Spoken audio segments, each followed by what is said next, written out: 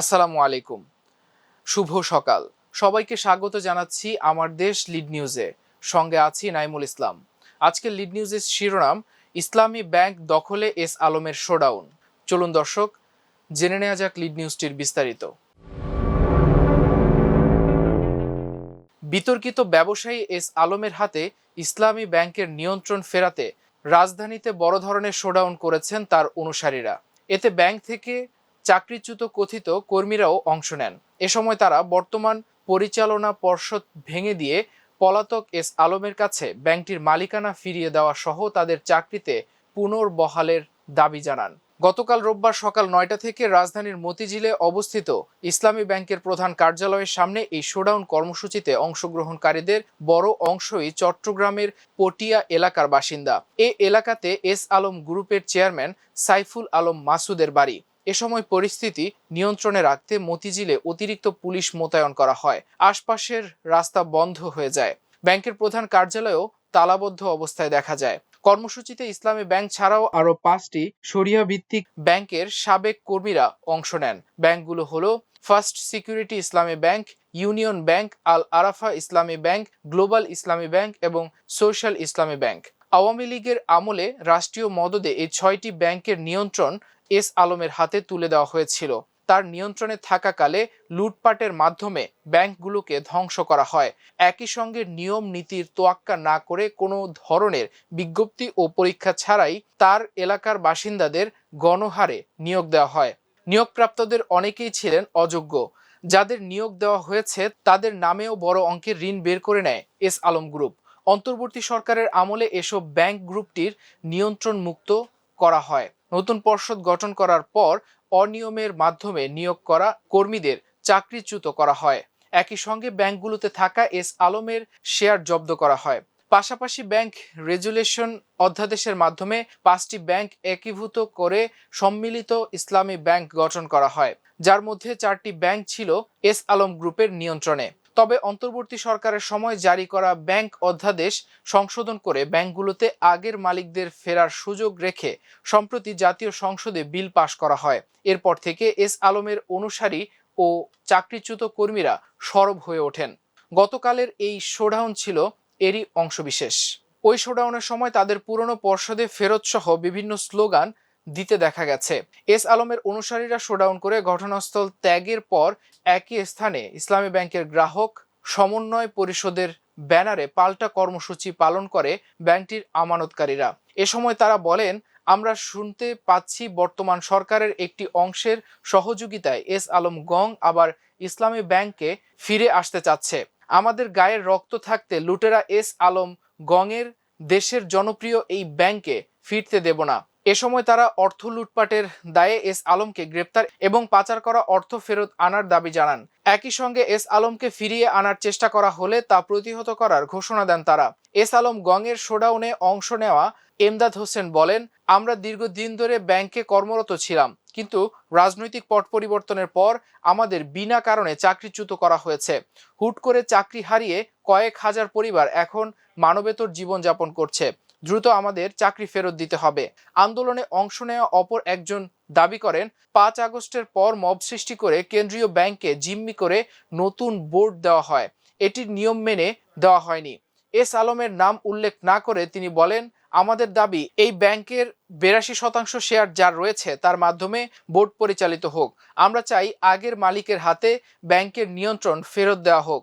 এ সময় তারা বাংলাদেশ ব্যাংকের সাবেক গভর্নর আহসান এইচ মনসুরের বিচার এবং ইসলামী ব্যাংকের বর্তমান চেয়ারম্যান ও ব্যবস্থাপনা পরিচালকের অপসারণের দাবি করেন। সমাবেশ থেকে তারা 6 দফা লিখিত প্রস্তাব পেশ করেন। তাদের দাবিগুলো হচ্ছে, অন্যায়ভাবে চাকরিচ্যুত সব কর্মকর্তা কর্মচারীকে অবিলম্বে পুনর্বহাল, মিথ্যা অভিযোগ, হয়রানি ও বৈষম্যমূলক আচরণ বন্ধ করতে হবে, নিয়োগ ও পদোন্নতিতে স্বচ্ছতা ও মেধাভিত্তিক প্রক্রিয়া নিশ্চিত করতে হবে, ব্যাংক খাতে রাজনৈতিক হস্তক্ষেপ বন্ধ করতে হবে, একটি স্বাধীন ও নিরপেক্ষ তদন্ত কমিশন গঠন করতে হবে এবং জড়িতদের বিরুদ্ধে আইনানুগ ব্যবস্থা নিতে হবে। এদিকে আন্দোলনকারীদের কাছে জানতে চাওয়া হয় তারা কত সালে চাকরি পেয়েছেন, কিভাবে পেলেন, কিন্তু এসব প্রশ্নের কোনো সঠিক উত্তর দিতে পারেননি তারা। ইসলামী ব্যাংকের নিয়োগ পরীক্ষা সবসময় ঢাকায় অনুষ্ঠিত হলেও আন্দোলনে অংশ নেওয়া অনেকে বলছেন তারা চট্টগ্রামে পরীক্ষা দিয়ে চাকরি পেয়েছেন। ব্যাংকগুলোর সূত্রে জানা গেছে, হঠাৎ কারো চাকরি চলে গেছে বিষয়টি তা নয়। ব্যাংকিং খাতের শৃঙ্খলা রক্ষায় বাংলাদেশ ব্যাংকের পরামর্শে তাদের সনদ যাচাই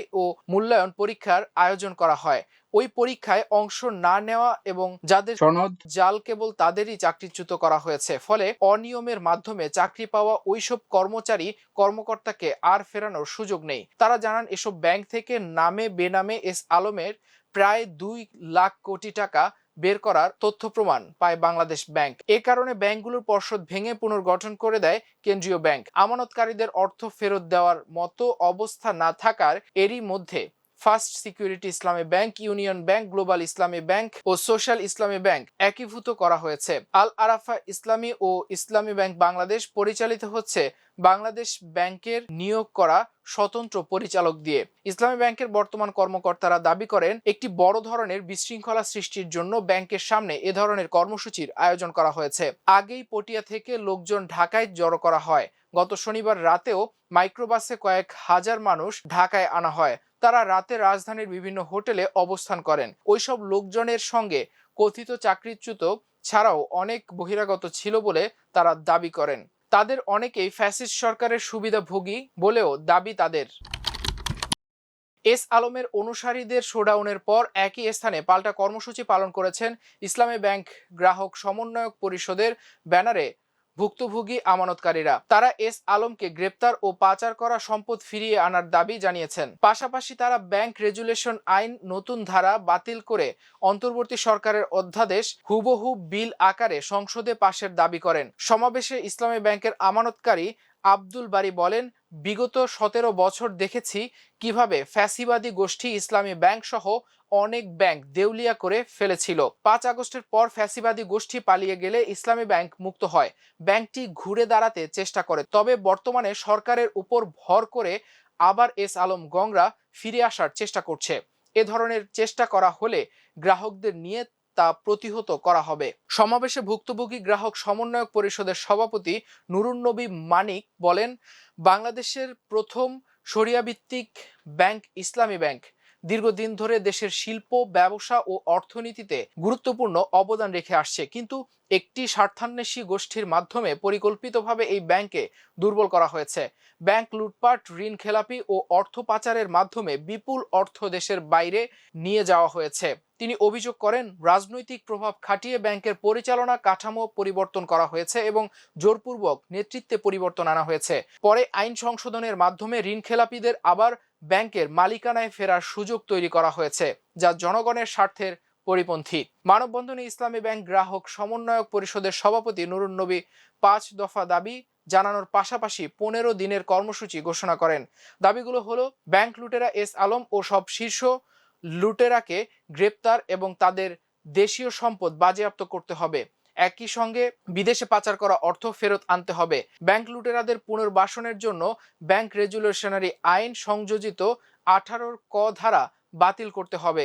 ব্যাংকের সামনে অবৈধভাবে মব সৃষ্টিকারী এস আলমের দোসর পটিয়া বাহিনীকে পুনরায় সুযোগ দেওয়া হলে উদ্ভূত পরিস্থিতির জন্য সরকারকে দায়িত্ব নিতে হবে। মব সৃষ্টিকারী কোনো অবৈধ দখলদার বাহিনীকে ব্যাংকে প্রবেশের সুযোগ দিলে তা বরদাস্ত করা হবে না। ব্যাংকের প্রকৃত মালিক যাদের কাছ থেকে হাসিনার পেটোয়া বাহিনীর মাধ্যমে জোরপূর্বক এস আলম মালিকানা দখল করেছিল, তাদের হাতে অতি সত্বর ব্যাংক মালিকানা ফেরত দিতে হবে। এ বিষয়ে জানতে চাইলে ইসলামী ব্যাংকের ভারপ্রাপ্ত ব্যবস্থাপনা পরিচালক আলতাফ হোসেন গণমাধ্যমকে বলেন, ব্যাংক থেকে চাকরিচ্যুতদের পুনর্বহালের বিষয়টি এখন আদালতের চূড়ান্ত আদেশ এবং বাংলাদেশ ব্যাংকের নিরপেক্ষ প্রতিবেদনের উপর নির্ভর করছে। এখানে আমাদের কিছু করণীয় নেই। আর তাদের দাবি নিয়ে আমাদের কাছে কেউ আসেনি। তারা ব্যাংকের সামনে অবস্থান নিয়ে বক্তব্য দিয়েছে। উল্লেখ্য, ফ্যাসিস্ট আওয়ামী লীগ সরকারের রাজনৈতিক সিদ্ধান্তে গোয়েন্দা সংস্থাকে ব্যবহার করে 2017 সালে ইসলামী ব্যাংক দখল করে নেয় বিতর্কিত এস আলম গ্রুপ। এরপর ব্যাংকটি থেকে নামে বেনামে ঋণের নামে 1 লাখ কোটি টাকার বেশি তুলে নেয় গ্রুপটি। আওয়ামী লীগ সরকারের পতনের পর এই ব্যাংকের নিয়ন্ত্রণ হারায় গ্রুপটি। এসব ঋণ এখন এক এক করে খেলাফি হতে শুরু করেছে। সম্প্রতি জাতীয় সংসদের শীর্ষ 20 ঋণ খেলাপির তালিকা প্রকাশ করা হয়। ওই তালিকায় শীর্ষ 5টি সহ 11টি প্রতিষ্ঠান প্রত্যক্ষ ও পরোক্ষভাবে এস আলমের মালিকানাধীন। দর্শক, এ ছিল আমার দেশ লিড নিউজে। এতক্ষণ সঙ্গে থাকার জন্য অশেষ কৃতজ্ঞতা। আল্লাহ হাফেজ।